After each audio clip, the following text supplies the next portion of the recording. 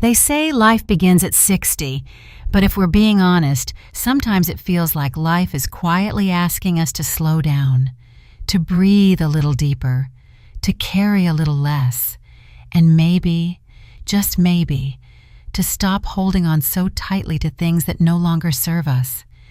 You've spent your life showing up, working hard, providing, caring, achieving. You've been everything for everyone. But now is a different chapter, one that isn't about doing more. It's about doing less, with purpose, less stress, less guilt, less rushing, and more peace, more freedom, more joy. The truth is, happiness in our later years doesn't come from squeezing more into each day. It comes from knowing what to let go of. Because what we carry, emotionally, mentally, and even physically, can either lift us up or weigh us down. In this video, I want to walk with you through 8 things that, the lazier you become at them, the happier you'll be. And no, this isn't about giving up. It's about living better, living lighter, living wiser. You've earned that. So take a breath, and let's begin. Number 1, stop worrying about the future. It often begins quietly in those late-night hours when the world is still and your thoughts grow louder. You start to wonder, what if my health takes a turn? Will I have enough to get by? What happens if I become a burden to the people I love? These questions don't come from weakness. They come from care, from responsibility, from having lived long enough to know life is unpredictable. But worry, though it feels like preparation, is really just a habit that steals your peace without offering anything in return. It gives your mind something to do, but it doesn't move you forward, and it certainly doesn't protect you. When you look back at your life, think about everything you've already made it through. The heartbreaks, the illnesses, the moments you thought might break you, but didn't. You adjusted, you endured, and in the process, you built a quiet strength that can't be shaken by what-ifs. That strength is still within you. It's more trustworthy than any anxious thought. So often we focus on what might happen tomorrow, forgetting that we've already handled so much and will continue to do so. Worrying doesn't change the future, but it absolutely changes your present. It tightens your chest, interrupts your sleep, and steals the joy from the day you're living right now. And this moment, this breath, this simple, ordinary day is where life actually happens. The more time we spend bracing for what could go wrong, the less energy we have to appreciate what is going right. So instead of filling your mind with questions about what might happen next, gently bring yourself back to what is happening now. What do you see around you that brings you comfort? What can you be grateful for in this very moment? Maybe it's a quiet morning, a warm cup of coffee, the sound of birds outside your window, or just the deep knowledge that you've come so far. Trust that life will unfold as it's meant to, and that when the next challenge comes, because they always do, you will meet it, just as you always have, with wisdom, with courage, with grace. You've earned your peace. Let yourself live in it. Number 2, stop rushing through life. There was a time when rushing felt necessary, when the days were packed with responsibilities, appointments, errands, and deadlines. You moved from one task to the next, always thinking about the next thing on the list. Maybe it became so normal that slowing down felt like being unproductive or even lazy. But the truth is, that pace may have been necessary once, but it isn't anymore. Not now. Now, you have the gift of time, not unlimited time, but precious time. And yet, so many people carry that same old urgency with them into this new season of life. They eat fast, walk fast, think fast, always pushing towards some invisible finish line. But what is the rush for? At this stage, the best parts of life are no longer in the achievements or the checklists. They're in the ordinary, unhurried moments that are easy to miss if you're moving too fast. Think about the last time you really noticed something simple. The way the light came through the window in the morning, the warmth of a cup of tea in your hands, or the sound of laughter from someone you love. These are the small, sacred details that make life rich, but they don't happen on a schedule. You can't experience beauty in a hurry. You have to slow down enough to notice it. Slowing down isn't a sign that you've given up. It's a sign that you're finally allowing yourself to live at the pace of peace. It's permission to linger in conversations, to take the long way home, to spend an afternoon doing absolutely nothing and feel good about it. It's saying, I don't need to keep up with anyone else. I'm right where I'm supposed to be. You've spent decades running. Now is the time to walk. Walk slowly, talk slowly, breathe deeply. Let the moments last longer than they used to. Because this part of life, this gentle, quieter chapter, isn't about racing to the end. It's about soaking up everything along the way. You don't need to be in a hurry anymore. Life is not asking you to go faster. Life is asking you to be here. Number 3, stop trying to please everyone. For much of your life, you've probably been the dependable one, the person others could count on. You showed up, took care of people, met expectations, and often put your own needs last. Whether it was raising a family, building a career, supporting a partner, or helping friends, you gave and gave, sometimes even when you were running on empty. And maybe along the way, you picked up the belief that your worth was tied to how much you could do for others, how well you could keep everyone happy. But here's something important. Your job now is no longer to please everyone. Your job is to honor yourself. You've done more than enough. You've earned the right to say no without guilt, to choose rest without apology, and to make decisions that serve your well-being, not just everyone else's. The truth is, no matter how kind, generous, or thoughtful you are, there will always be someone who wants more from you. Someone who expects you to keep giving even when you're tired. But that doesn't mean you have to keep saying yes. Setting boundaries doesn't make you selfish. It makes you wise. It means you understand that your time, energy, and peace are valuable, and they shouldn't be given away freely to anyone who demands them. And the people who truly love you, the ones who see your heart, who understand your journey, they won't be upset when you begin to protect your peace. In fact, they'll respect you more for it. Because when you start choosing yourself, you teach others how to treat you. You remind them that your life has value beyond what you can give. So let go of the pressure to meet everyone's expectations. You've spent enough years trying to be everything for everyone. Now be something for yourself. Be rested. Be joyful. Be free. Because you don't owe your life to anyone's approval. This is your time. You get to decide how it's lived. Number 4, stop accumulating things you don't need. There's a quiet truth we often come to understand later in life. What we own eventually begins to own us. For years, we're taught that success and happiness come from having more. More clothes, more gadgets, more decorations, more square footage, more stuff. And so, we accumulate. We fill our closets, our garages, our drawers, and our shelves. Each item has a story, a memory, or a reason we told ourselves we needed it. But over time, the things that once felt comforting begin to feel heavy. Instead of supporting our life, they start to crowd it. At a certain point, the weight of too many things becomes more emotional than physical. You look around and realize, this isn't just clutter in your home, it's clutter in your heart, because every item you keep, you're also holding space for. Every cabinet packed with things you no longer use is also filled with energy that could be freed for something more meaningful. And when you're older, that space becomes precious. You're no longer looking to fill your life with more. You're looking to feel more peace in what you already have. Letting go of possessions isn't about throwing everything away. It's about choosing what truly matters. It's about looking at an item and asking, do I love this? Do I use this? Does this bring me peace?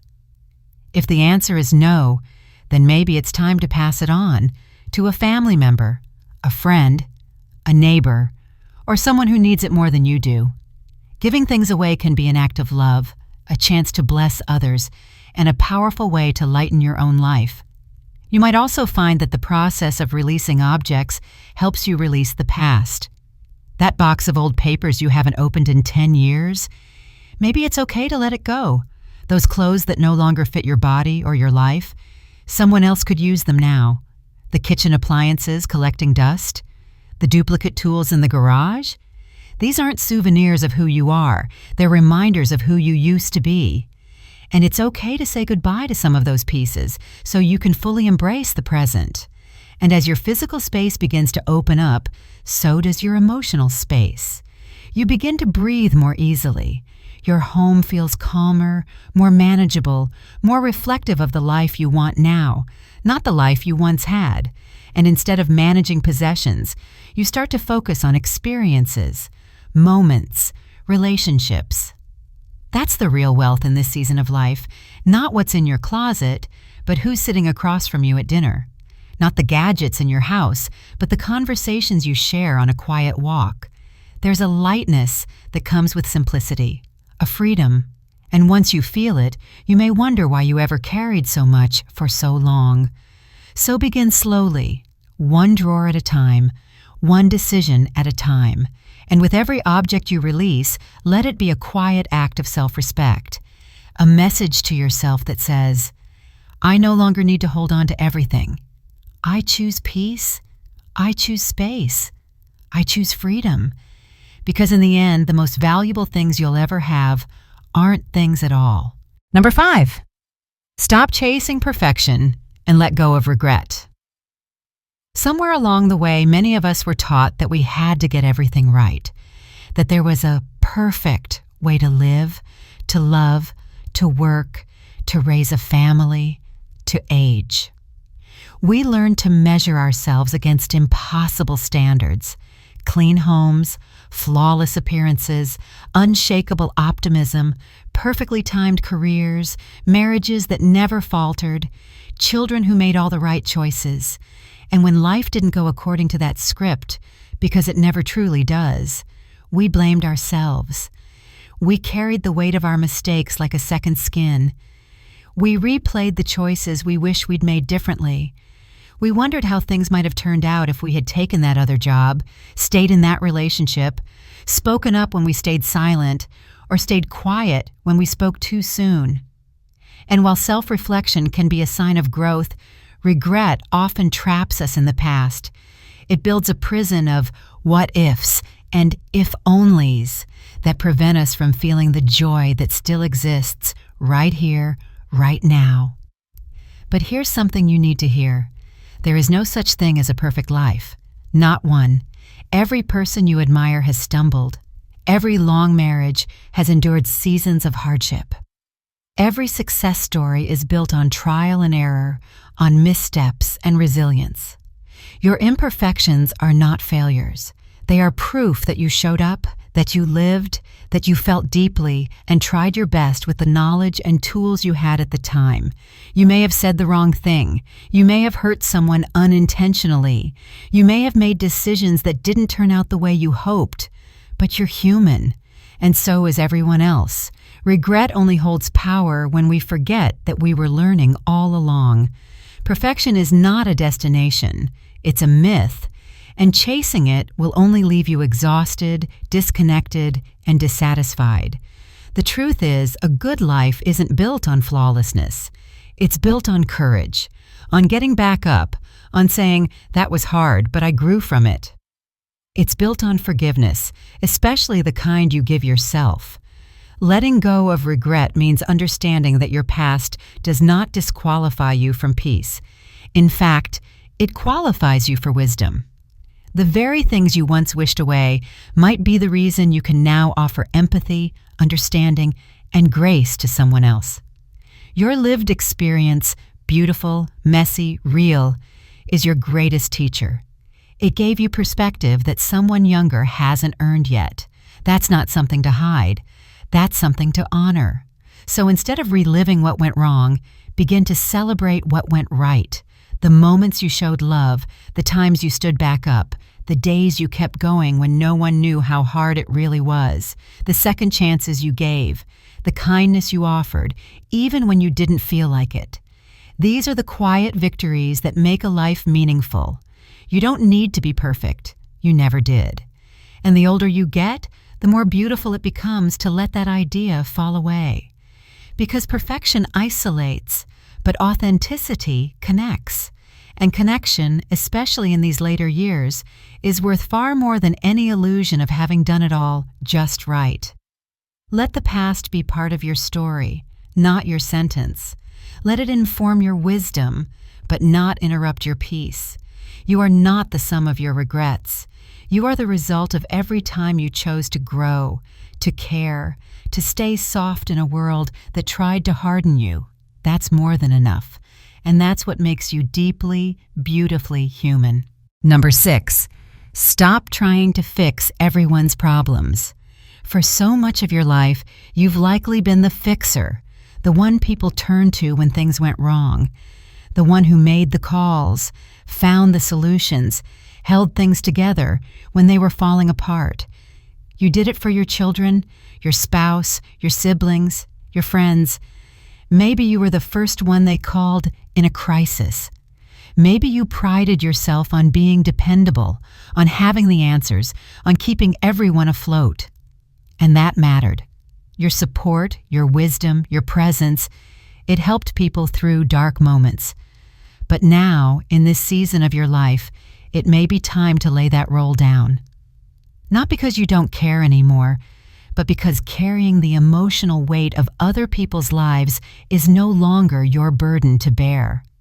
As we age, we begin to see something clearly that we may have missed before. People have to walk their own path.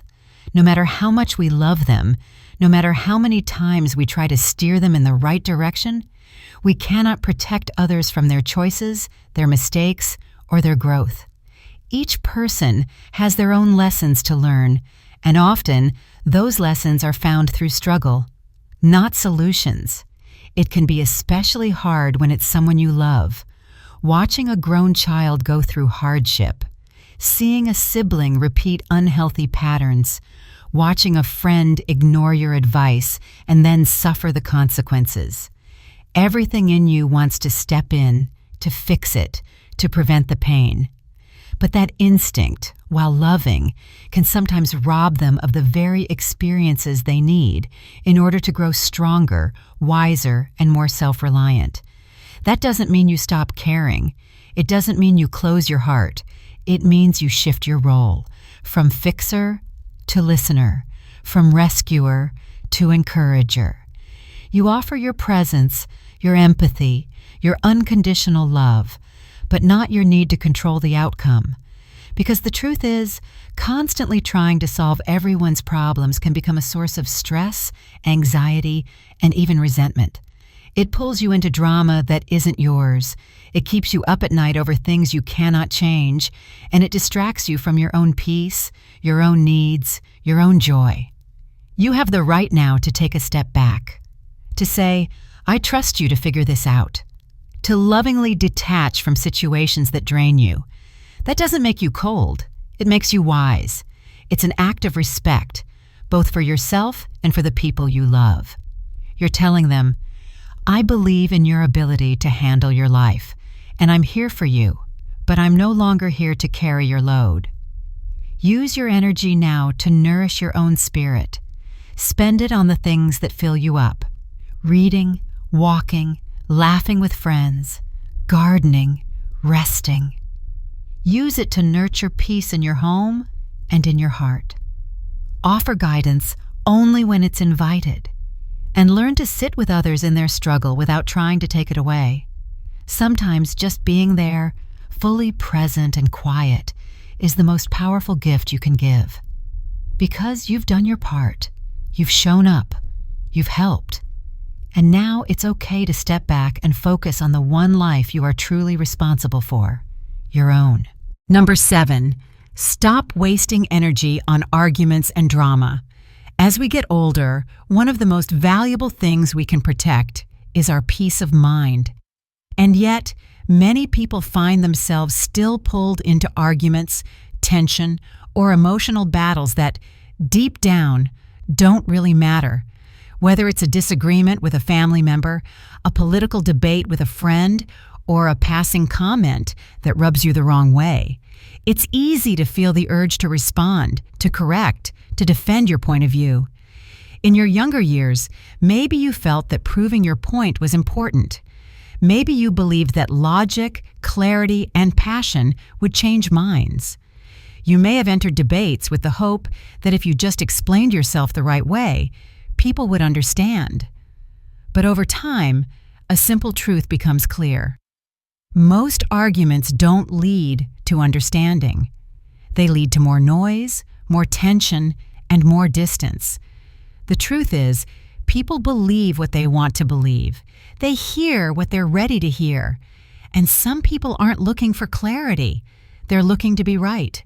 Trying to win an argument with someone who's already made up their mind is like shouting into the wind. It exhausts you without moving anything forward. That doesn't mean you shouldn't speak your truth when it matters, but it does mean you get to be more selective. You get to ask yourself, is this worth my energy? Is this going to lead to peace or just more frustration? In many cases, walking away or even just choosing silence is not a sign of weakness. It's a sign of emotional maturity. You don't have to attend every argument you're invited to. You don't have to explain yourself to people who are committed to misunderstanding you. Sometimes, "I understand we see things differently" is the most powerful sentence you can offer, and then you let it go. Avoiding drama is not about avoiding people. It's about protecting your space. If someone repeatedly brings chaos, confusion, or conflict into your life, it's okay to set boundaries. You can still love someone from a distance. You can care for people without allowing their storms to rain on your peace. Your peace is sacred now. You've earned it through years of ups and downs, through struggle and perseverance. Every time you choose not to argue, not to engage in pettiness, not to feed negativity, you're choosing to preserve the calm you've worked so hard to find. This doesn't mean you avoid honesty. It means you choose your words, your moments, and your emotional investments wisely. It means valuing your mental health over being right. It means understanding that a quiet evening, a meaningful conversation, or a deep breath is far more valuable than winning any debate. Life is too short, and your time is too precious to be spent in battle over things that won't matter a year or even a week from now. What will matter is how peaceful your heart feels at the end of the day. And sometimes the most powerful thing you can say is nothing at all, because peace doesn't always come from resolution. Sometimes it comes from simply letting go. Number 8, stop overthinking what people think of you. For most of our lives, we're taught, subtly or directly, to care about how we're seen. We dress a certain way. We speak carefully. We hold back our true feelings to avoid being judged, misunderstood, or talked about. We learn to measure ourselves through the eyes of others, our families, co-workers, friends, even strangers. And for a long time, that may have helped us fit in, succeed, or stay safe. But now, at this stage in life, it's time to ask, how much of your peace has been lost to trying to impress people who don't even really know you? The truth is, no matter what you do, someone will always have something to say. You can be kind and still be misunderstood. You can be generous and still be taken for granted. You can live modestly and still be criticized by someone who thinks you should be doing more. The opinions of others are endless and often rooted more in their own fears, biases, and insecurities than in anything about you. So what happens when you finally stop caring so much? Freedom. That's what happens. You stop overthinking every word you say in a conversation. You stop dressing to please others and start wearing what makes you feel good. You stop bending your spirit to fit into boxes that were never built for you.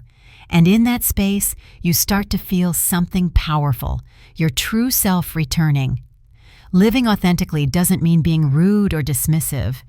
It means you stop hiding who you are just to keep others comfortable. It means you trust that the people who genuinely care about you will accept you as you are, and the ones who don't, they were never meant to stay. And yes, there may still be moments when that old voice creeps in, the one that says, "What will they think?" But now, you get to answer with clarity. It doesn't matter. What matters is how you feel when you lay your head down at night. What matters is whether you're living in a way that feels honest, peaceful, and aligned with who you truly are. You didn't come this far to keep pretending. You didn't grow all this wisdom just to keep seeking approval. You've already proven your value, not through words, but through a lifetime of experience, love, mistakes, healing, effort, and endurance. So smile when you feel like it. Say what's on your heart. Wear what you love. Laugh loud. Dance if you want to. You don't need permission to be yourself. Not anymore, because the people who matter don't mind. And the ones who mind, they don't matter. You are not here to be perfect. You are not here to be liked by everyone. You are here to be real, to be whole, and to be free. As you move through this season of life, I hope you give yourself permission to stop carrying what no longer serves you. Let go of the pressure to be everything to everyone. Let go of the fear of being judged, the need to fix every problem, the rush to prove your worth. You have already done enough. You have already been enough. This is your time to rest, to reflect, and to enjoy the life you've built. Let peace be your new pace. Let gratitude be your daily practice. And let each moment, no matter how simple, be enough. Because happiness in these later years doesn't come from doing more. It comes from letting go. You've earned the right to live lighter, wiser, and freer. And now it's your time to truly feel it. If this message spoke to your heart, share it with someone you love. And if you'd like more gentle wisdom like this, subscribe to the Elder's Insight, where your peace, your story, and your voice truly matter.